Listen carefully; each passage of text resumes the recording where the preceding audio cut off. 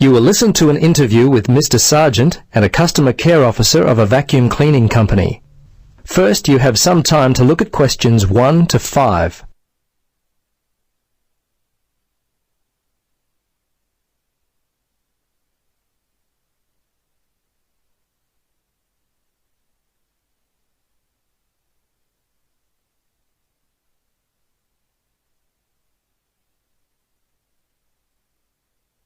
Now, listen carefully and answer questions 1 to 5. Hello. Yes, hello. It's Tom Burlinson calling from Clean It Vacuum Cleaners. Mr. Sargent, is it? Yes.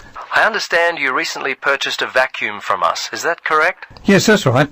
Well, this is simply a call to find out if you've been happy with your purchase. Our company prides itself on its after-sales service.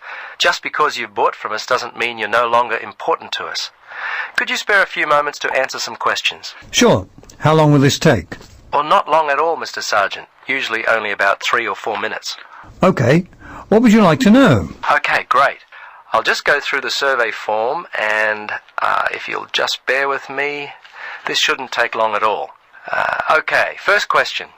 Which model did you purchase and when? Yes, it was the super cleaner.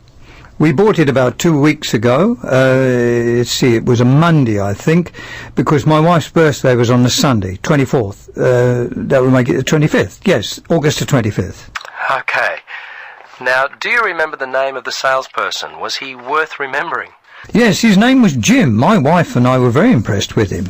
He was a great source of information, very helpful. Great. I'll make sure that your kind words about Jim are passed on to him. Okay, now let's see. Yes. Have you purchased any other products from us this year? Oh, let's see. Of course, we bought the super cleaner. I think that's all. Well, we bought some vacuum bags with it as well. I think Daisy bought some carpet cleaner from your store back in February. That's about all, I think. I have to ask my wife about that one. She's not here at the moment. No, that's okay. Your answer will do fine. We don't have to be too picky. Okay, so how much money would you say you've spent, all told, in the store? Just an approximate amount will do fine. Wow, that's a difficult question. I don't really know. The vacuum was £150. The other stuff, I'd say around £15, I suppose. The total was around £165. But I couldn't be totally sure. It may be a bit more than that. That's fine. Now, the next thing on my list is how would you rate the quality of the products you purchased? Good, actually. Very good. So far, we've not had any problems with the products from Clean It. Service and value have been very good. So I guess you have a loyal customer. Oh, wonderful. I'm really pleased that your experience with our company has been a positive one. Tell me, do you purchase any other items of cleaning equipment? If so, from whom? I'm very fussy about the interior of my car, you know. The seats and carpets, I found a product from Easy Clean which works well on the carpets and an air freshener from Mr. Tidy that really smells good. Apart from that, I couldn't say for sure. I think my wife buys floor cleaner from Johnson Brothers.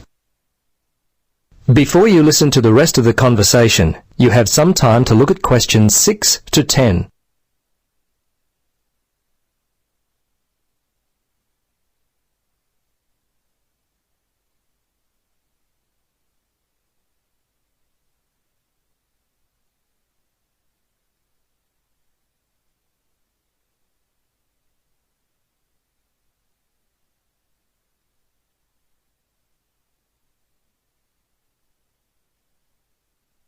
Now listen and answer questions 6 to 10.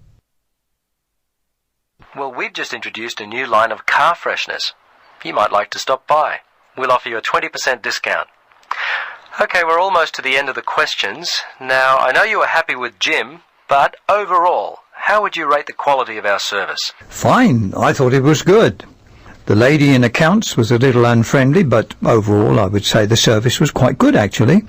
Jim made all the difference, and you certainly seem to be a very nice person. Oh, thanks, Mr. Sargent. Please, Tom, call me Terry. Oh, okay, Terry. Very good. Second last question. We're thinking of expanding our trading hours. When are the best times, the most convenient for you to shop? Oh, I'm not a shopper.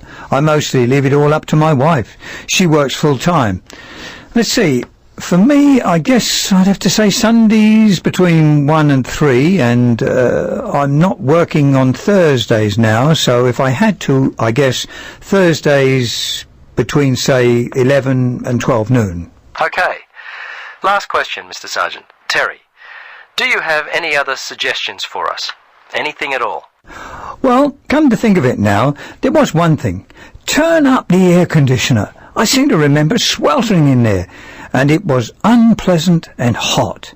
Also, and this is just me, I always like to have some music playing, quietly in the background. It just makes the place seem friendlier, more professional. Well, I'll certainly mention that to management. Well, that's it. Thanks so much for your time, Terry. If there is anything we can do in the future to help you, don't hesitate to call us. Okay, bye now. Yes, bye-bye, and thanks again.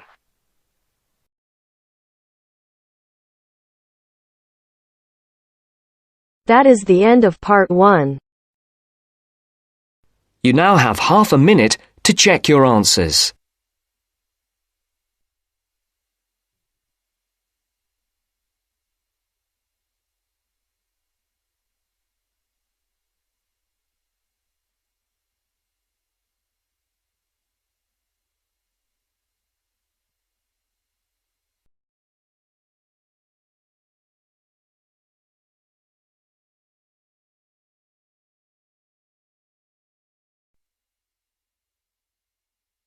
Now turns to part 2.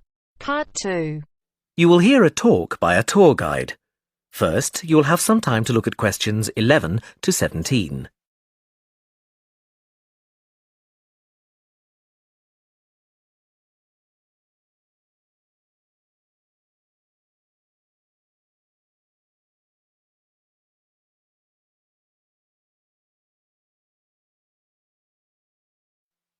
Now listen carefully and answer questions 11 to 17.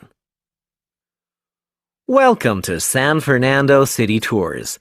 I'm Mark, your tour guide. We have a lot to see in 3 hours, so make sure you're comfortable. We'll be traveling into the historical district first, and then into the town center. After that, it's out to the harbor, and we'll finish up at the lighthouse, just past the harbor. That will take us up to midday, and after that, you're free to do what you want.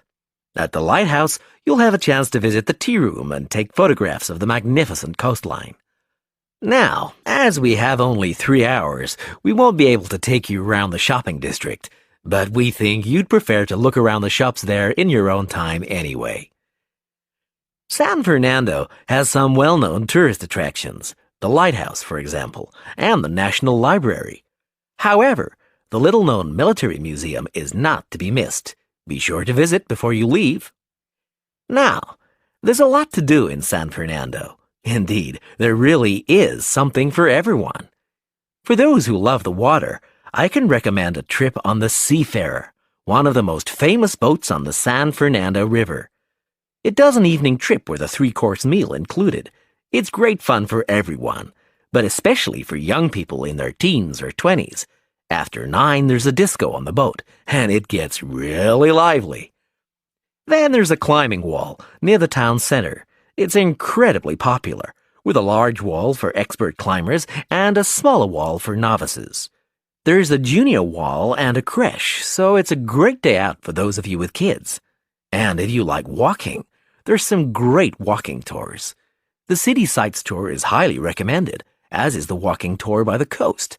But that one's only for the fit, not really suitable for children or the elderly. For more mature people, or those less able to get around, I would suggest a tour around the vineyards. It can be done in the luxury of a coach, and it's a wonderful way to explore the region's wines. Before you hear the rest of the talk, you have some time to look at questions 18 to 20.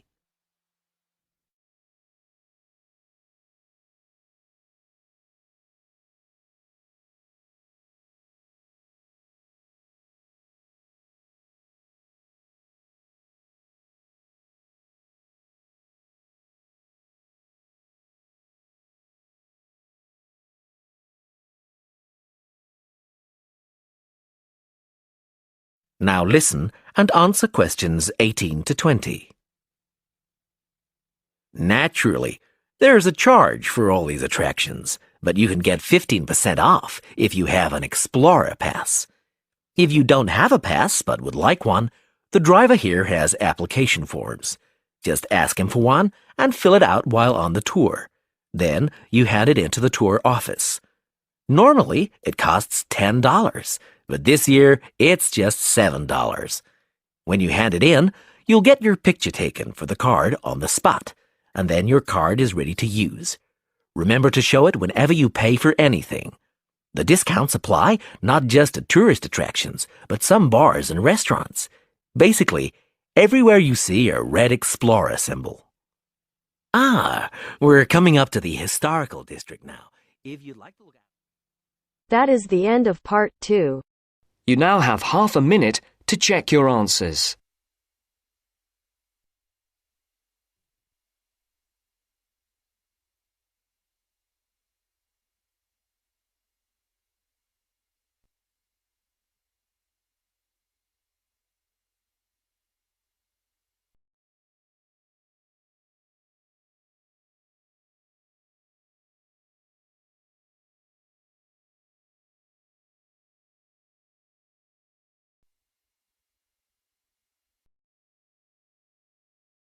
Now turns to part 3. Part 3. You will hear a female and a male student talking about the mock exams that they have just taken. First, you have some time to look at questions 21 to 25.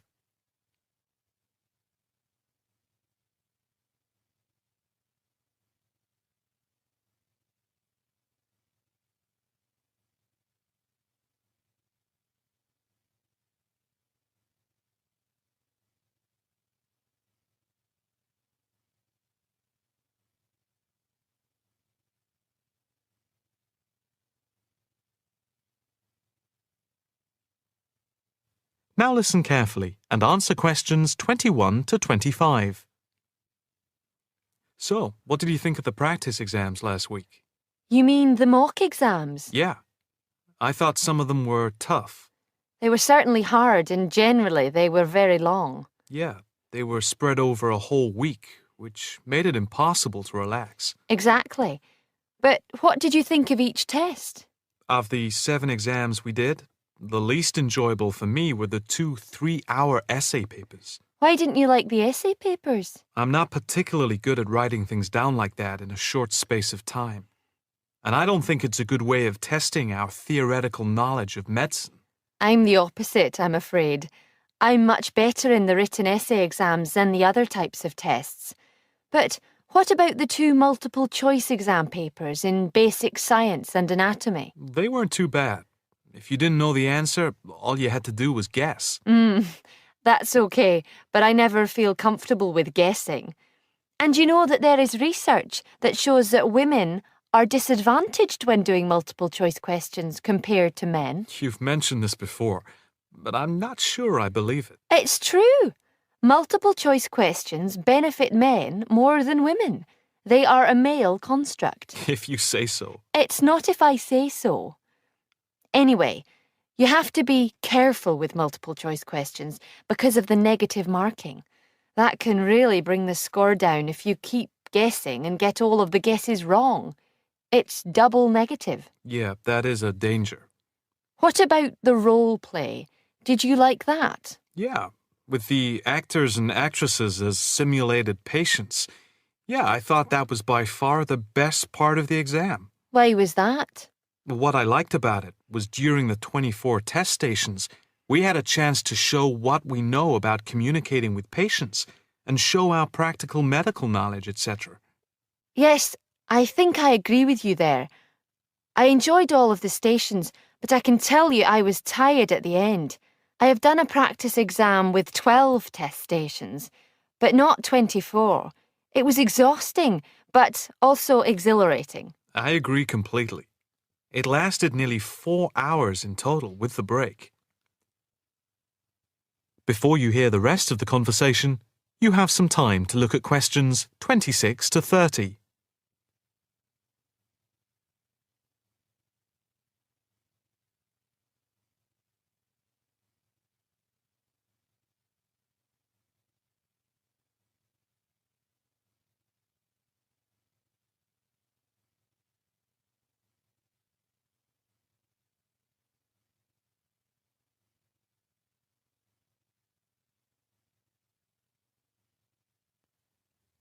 Now listen carefully and answer questions 26 to 30. What did you think of the other two exams? The two problem-solving tests?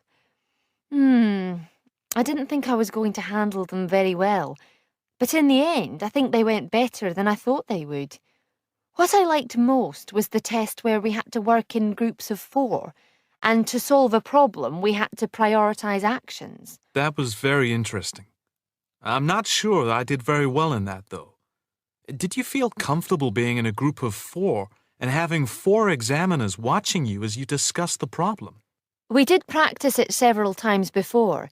You learn to forget that someone is watching you.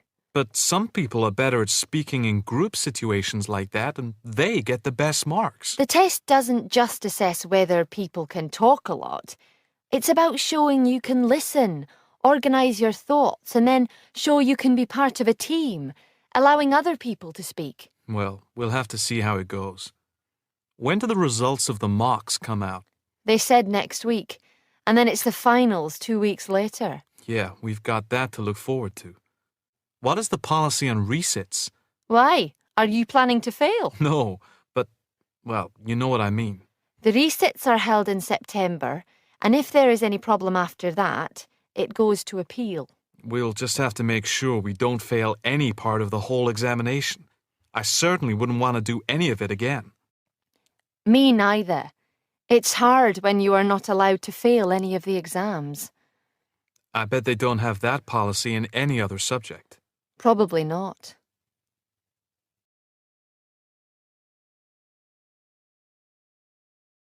That is the end of part 3. You now have half a minute to check your answers.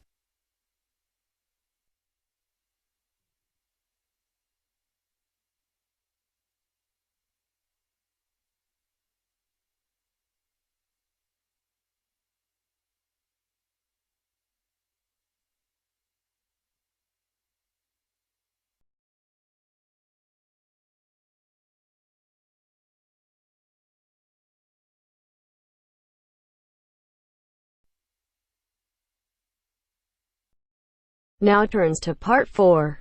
Part 4. You will hear a talk on research in the Indian Ocean. First, you have some time to look at questions 31 to 40.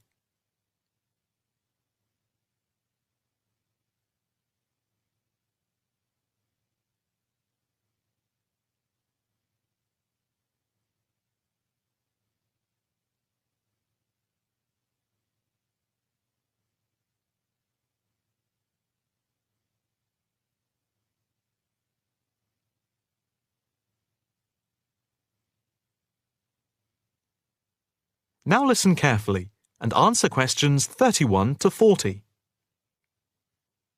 In this, the first lecture in our series on the changing face of the oceans of the world, we are going to look at the Indian Ocean, into which the Oceanography Department at the Institute here in Australia has been doing pioneering research over the past 5 years.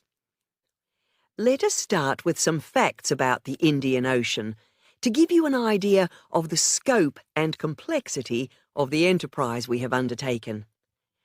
As you can see from the diagrams here on the screen, showing the relative size of the planet's 5 oceans, the Indian Ocean comes third after the Pacific and Atlantic Oceans, but is larger than the Southern Ocean and the Arctic Ocean.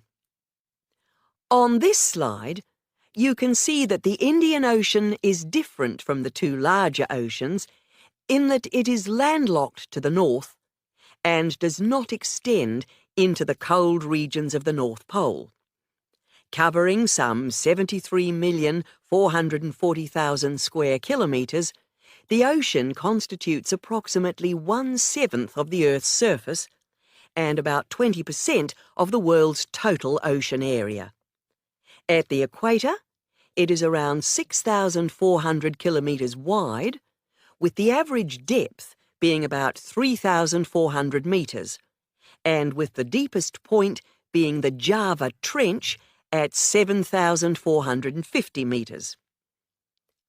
Flowing into the Indian Ocean, we have some of the world's greatest rivers. The Zambezi here, the Ganges here, the Indus, the Brahmaputra, and the Tigris-Euphrates just here.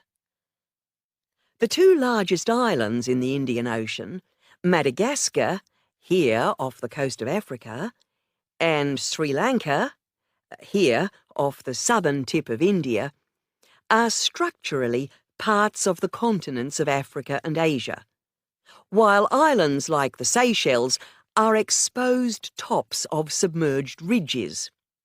The Maldives are low coral islands, and Mauritius and Réunion are volcanic cones. The surface waters of the ocean are warm, except where the ocean touches the cold waters to the south.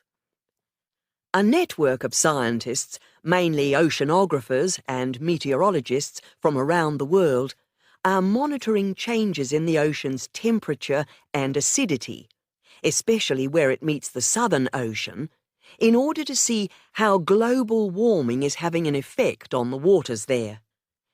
An assessment is also being carried out on how this is impacting on low-lying habitats and peoples in the more populated coastal regions around the rim of the ocean.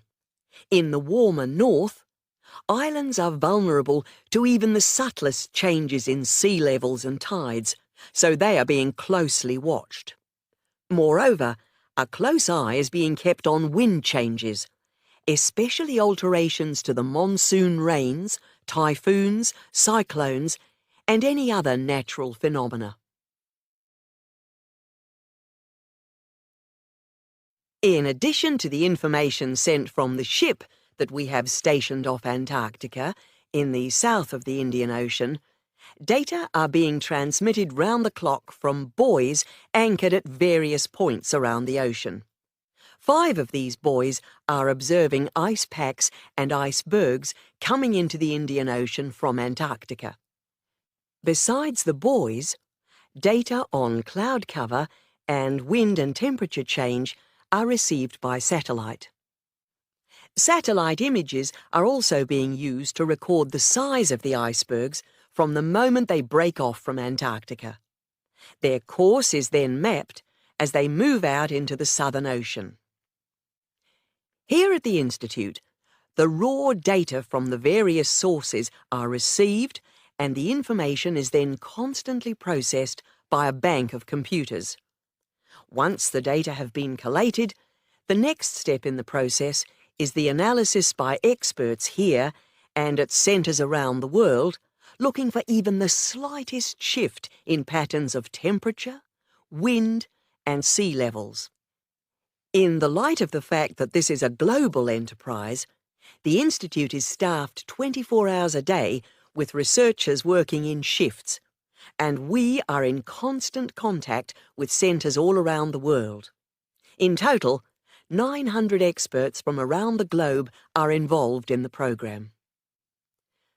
The work at the Institute is now into the 5th year of a 10-year data collection, which began in 2003. The analysis of the 5 years to 2008 will be published early in 2009. However, changes in patterns are already being noticed since the data have been gathered.